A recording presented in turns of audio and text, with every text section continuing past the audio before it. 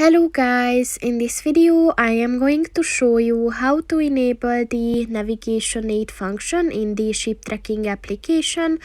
But first I just want to mention, don't forget to subscribe to my channel, because at 10,000 subscribers I am going to show you my whole YouTube revenue statistics and growth strategy, as well as how to make money online.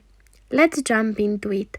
First of all, open the application on your phone and then click on the map button at the bottom of the page on the left, and then click on the button at the top of the page on the left, and then at the visible vessels section look for the navigation aid button, and in order to enable it just click on the white circle next to it, and once it turns green this function is enabled. So that's pretty much it for this video guys. See you in the next one. Goodbye.